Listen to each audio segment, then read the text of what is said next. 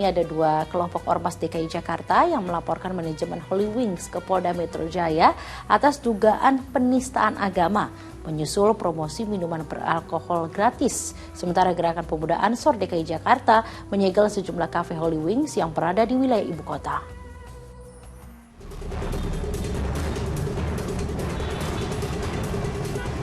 Promosi minuman beralkohol gratis kepada pengunjung yang bernama Muhammad dan Maria yang diduga dilakukan pengelola kafe Holy Wings berbuntut panjang. Ratusan anggota Gerakan Pemuda Ansor atau GP Ansor berkonvoi keliling ibu kota dan mendatangi beberapa outlet Holy Wings di sejumlah wilayah DKI Jakarta Jumat malam. Ada 3 tempat hiburan malam Holy Wings yang didatangi GP Ansor, yaitu Holy Wings Senopati, Senayan, dan Jalan Gatot Subroto. Meski dalam kondisi tutup, GP Ansor tetap melakukan penyegelan lokasi. Itu aja sih yang saya apresiasi, alhamdulillah tutup hari ini. Artinya di wilayah Jakarta tutup, tapi ada katanya buka di wilayah di luar Jakarta. Nah, kami mungkin akan meng-cross-check itu. GP Ansor juga mengancam akan mengerahkan massa yang lebih besar bila pihak Holy Wings nekat membuka segel yang telah dipasang. Sementara itu sejumlah anggota Ormas Pemuda Pancasila dan Komite Nasional Pemuda Indonesia atau KNPI DKI Jakarta mendatangi Polda Metro Jaya Jumat sore. Mereka melaporkan kasus dugaan penistaan agama yang dilakukan oleh manajemen kafe Holy Wings terkait promosi minuman beralkohol gratis tersebut. Tindakan manajemen Holy Wings dinilai telah meresahkan umat beragama. Insya Allah proses ini bisa berjalan sesuai ketentuan hukum yang berlaku di Republik Indonesia, bahwa tidak ada lagi yang namanya tempat hiburan malam atau apapun itu yang berani melecehkan agama atau menistakan agama. Kami sudah melaporkan oknum kafe yang telah membuat keresahan publik dengan penistaan agama, membandingkan nama Muhammad dan Maria dengan alkohol. Polda Metro Jaya yang menyelidiki kasus ini mengimbau masyarakat untuk tetap tenang dan tidak terprovokasi, serta mempercayakan penanganan kasus ini ke aparat penegak hukum. Hari ini Polda Metro Jaya telah menerima 2 laporan polisi dari 2 kelompok yang berbeda tentunya ya, yang mana mereka melaporkan sebagai terlapor sinilah pihak Holy Wings terkait dengan apa yang diupload di media sosial oleh Holy Wings yang dianggap menistakan agama tertentu. Sementara dalam akun Instagramnya, Holy Wings Indonesia menyatakan permintaan maafnya dan telah menindak tim promosi dengan sanksi yang berat lantaran membuat promosi tersebut tanpa sepengetahuan manajemen. Muhammad Nur melaporkan dari Jakarta. Ya, kejadian ini sejujurnya juga bisa menjadi pembelajaran untuk kita semua bahwa tidak semua hal, apalagi agama, bisa dijadikan bahan untuk hal yang kurang pantas termasuk mempromosikan sesuatu. Nah Ustaz, ini Ustaz kan tadi sudah melihat nih Ustaz, gimana nih tanggapan Ustaz berita tadi?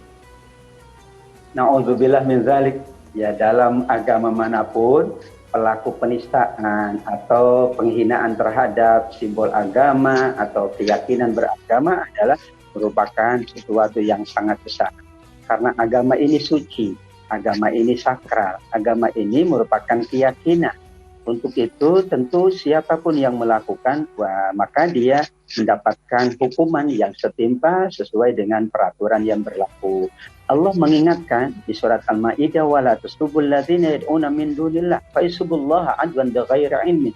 Jangan kalian menghina agama lain atau penganutnya atau simbol-simbolnya, karena nanti kalian juga akan dihina agama kalian oleh mereka yang kalian hina.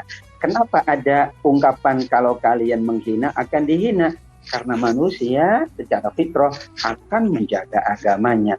Secara fitrah manusia akan menjaga kebaikan-kebaikannya. Sama juga orang menghina keluarga kita jaga keluarga kita. Dan mungkin kalau menghina maka akan dihina kembali. Dan kenapa ini sangat besar?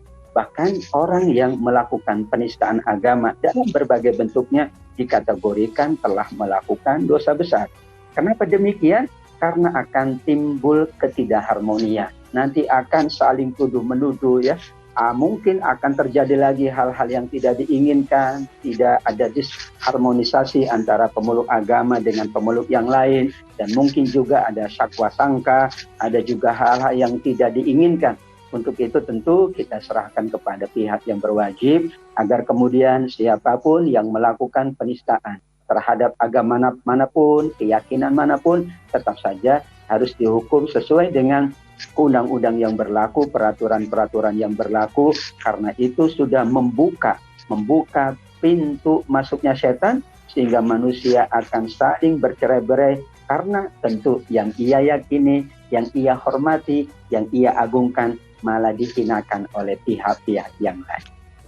Ya Ustaz, di Islam sendiri ada gak nih Ustaz hukuman bagi seseorang ataupun kelompok yang menistakan agama Ustaz? Ada dua kategori, ada penista agama karena ia memang dengan sengaja melakukan itu, dengan tidak meyakininya. Ada yang penista agama karena ketidaktahuan. Kalau karena ketidaktahuan, maka ia diminta oleh Nabi dahulu bertobat selama 3 hari. Bertobat dari perbuatannya. Kalau ia bertobat, maka dimaafkan oleh Nabi.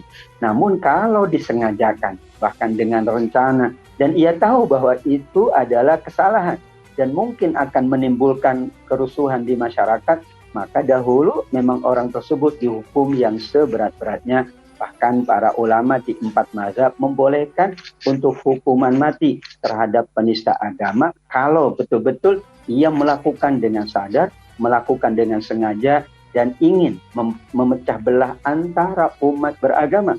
Karena memecah belah umat adalah at-tariku lidinihi al-mufariqu li jamaah. Kata Nabi, dibolehkan ia dihukum mati manakala ia betul-betul dengan sengaja memecah belah umat, memecah belah penganut agama.